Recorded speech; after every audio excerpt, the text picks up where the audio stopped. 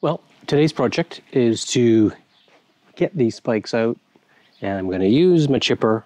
I'm going to smash the concrete kind of around the inside of it, because I've tried pulling a lot of them and they're just in too much. So if I do a little tap tap, break the concrete because it's so thin at the very bottom of the trench, it should come right out. So let's get on that and we'll be done. Maybe.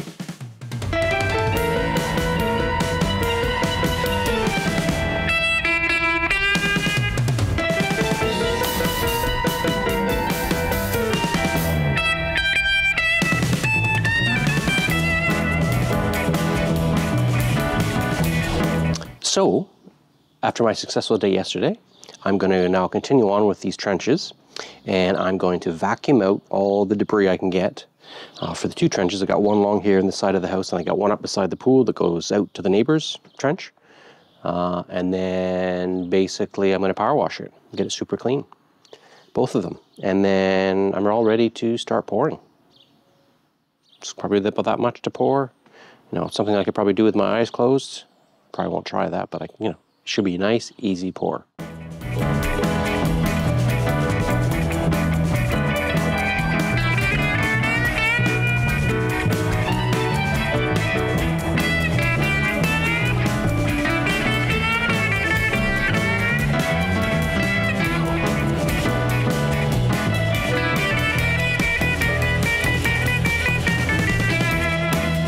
All right, so what I'm doing now, in order to do the old trench concrete, a little bit in the bottom, is I'm going to make a little, basically it's going to be a thing that straddles the top, hangs down, and that will have a lip on it that I can use like this with the bar, or the kind of what's called the aluminum thing that you run across and mush out all the concrete. So I'm going to have one on each end, smooth it out like that, because it's not very big, and then move it along and do another section like that all the way along. And then I'll fill in the holes where this kind of sits below. But that's kind of the plan, so that's what I'm making right now.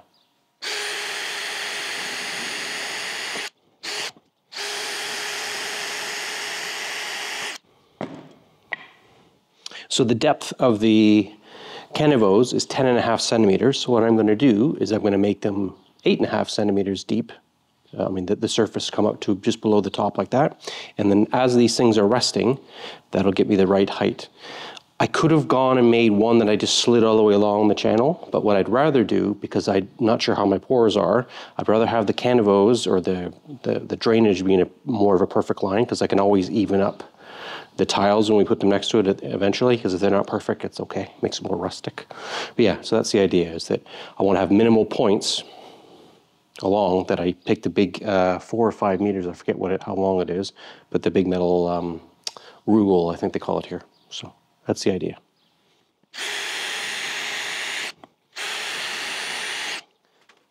And this doesn't have to be really sturdy, it's not going to last. I'm basically just pull it apart when I'm done. But it's going to hang down like that. So the channel is going to go here like this, and then there'll be a piece of wood like that inside of that channel that I'll run the bar across.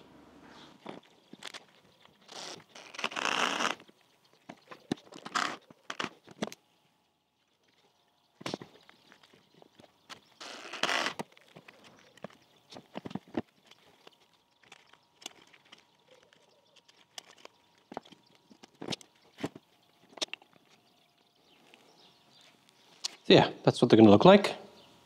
They're just going to have, so I'll take the metal thing and just go chick, chick, chick along here, and that gives me my height. And that just sits on top, sturdy enough so it shouldn't flop around too much. Should work, I think. So let's make a couple of those and get pouring concrete. So yeah, essentially the idea is to have these two things on the ends, and then take this bar, and because my level's all set with the lower wood, I just go back and forth like that, and that creates me the slope that I want to get. This entire patio slopes slightly that way, which is out to the street and out to the grey water capture system and all that sort of stuff. So yeah, it should be fine. I've rechecked all that, even putting a level on this, and it's still got the good slope on it. So it's not like a massive slope, but just enough to make it flush across. So yeah, I just randomly pick spots, level it out, and do the rest kind of with just a smaller leveler, and yeah, it should be quite easy. I've only got to put down not much. So let's go for it. Start mixing it up, which I'm sure you've seen me do before. And yeah, see if we can get it done in a couple hours.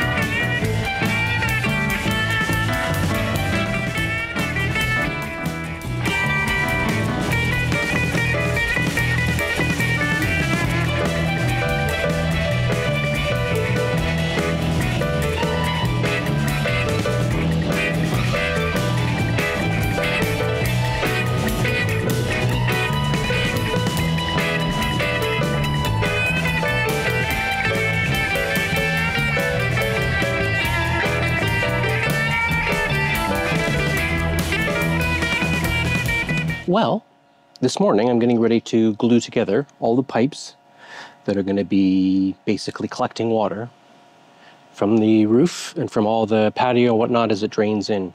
So in these, they call them canivos or drainage channels. They're going to collect in this box, and then it's going to eventually go into this pipe that runs down and into the gray water pump system. I've also got a cap that goes on the back that I can unscrew. So I basically have this on the back there, and I can pop that in like that and screw it up in the winter so if I'm not using it. And then what will happen is the water will come along here, fill up, and then because this hole is lower than the other two by just about, I don't know, an inch or so like that, it'll go out there first versus coming out of this one. So, but when I have the plug in, or when it gets too high and it can't, you know, basically if this pipe, which is only 50 millimeters, fills up, then what it'll do is it'll just, like if it gets overloaded, it'll just continue on down and then down the trench out into the street, into the drains, with the storm drains. So basically it's a way to kind of siphon off water. Why not, right? Because it's so dry here in the summer, we got to do it. So anyway, so what I'm going to do today is I'm going to use regular like PVC glue on the joints here. And then on these things, I've got a different stuff. It's a kind of a black, or it's gray, and it's a kind of like a caulking, but it's like a bonding one, and it remains a little bit flexible. So I'm going to use that for this end and some of the seals around here, and to seal that up on that side. And we're also going to use more of these all the way along all the canivos where the joins are. I'm not putting the canivos in right now, or these drainage channels. They're at the right height. So what it'll do is it'll basically just flow in, fill up a little bit, and then eventually drop into this collector. And then as soon as I get that all connected up, positioned properly, I'm pouring concrete in, and it's going to basically go over to just past this leg here. And that then goes into a flexible hose, or yeah, hose I guess, that goes out to the street. So yeah, let's get sticking stuff together.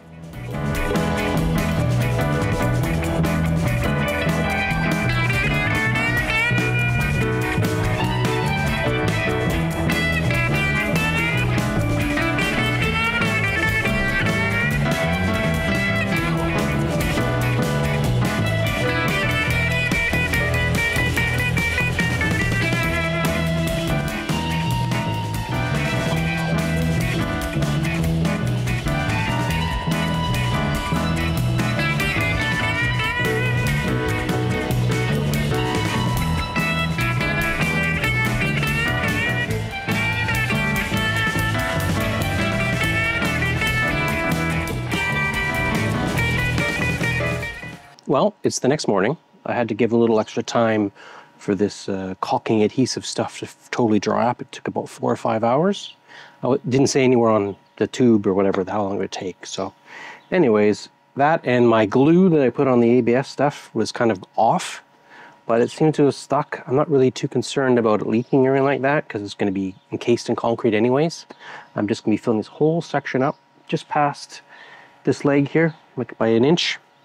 And that whole section will be just flat and filled in. And that's what the goal is for today, is get that all sorted, get everything buried, and then eventually what I'll do is I'll fill this hole where the pipes are going into the pool room with proper lime mortar and stone, and then I'm going to make kind of a bit of a box depending on how much it sticks up. It sticks out a bit, and yeah, hopefully I'll never have to get under here, because if I do, I'm not moving it. But anyways, oh, I'm also going to not do any rebar in here. I don't think it's required. It's such a small little thing, and yeah, well, we'll just wing it, right?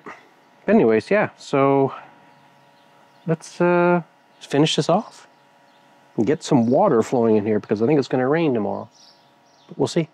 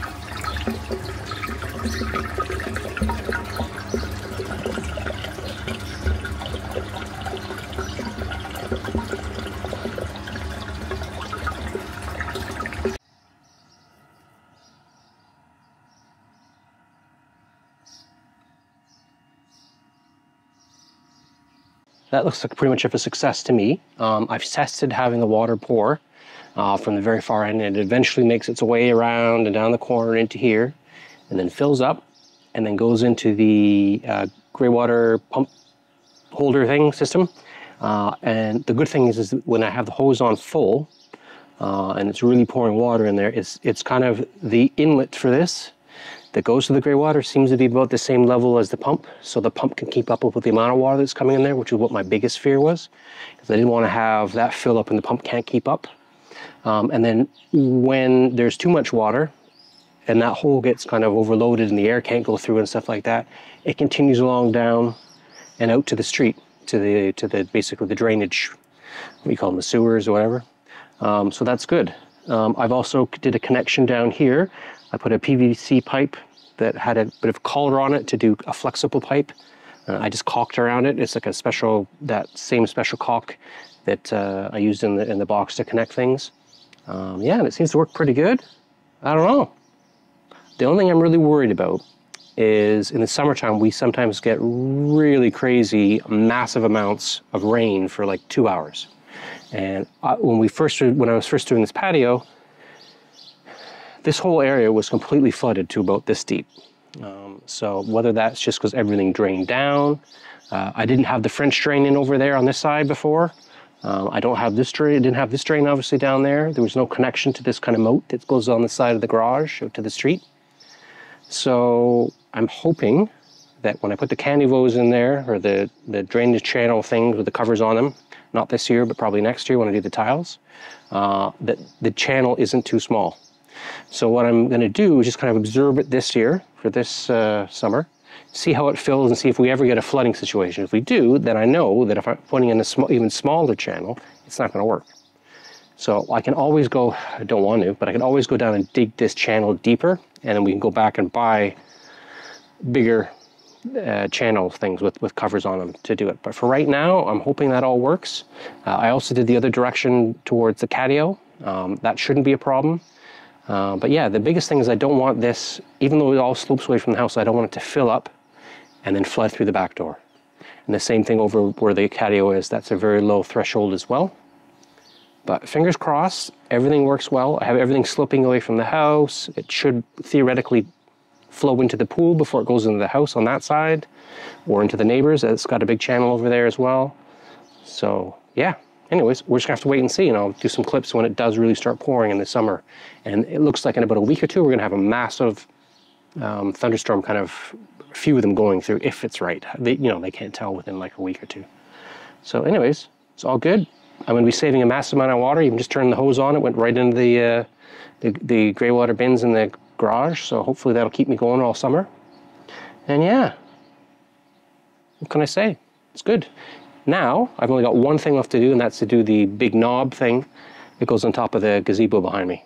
So I'm going to do that. I've got to weld up kind of a way to fix it to the top of it.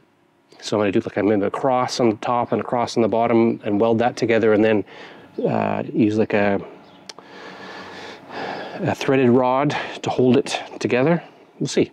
I got to try stuff, right? So I've never actually done that before. So let's give her a go, and that'll be in the next vid. But thanks for watching.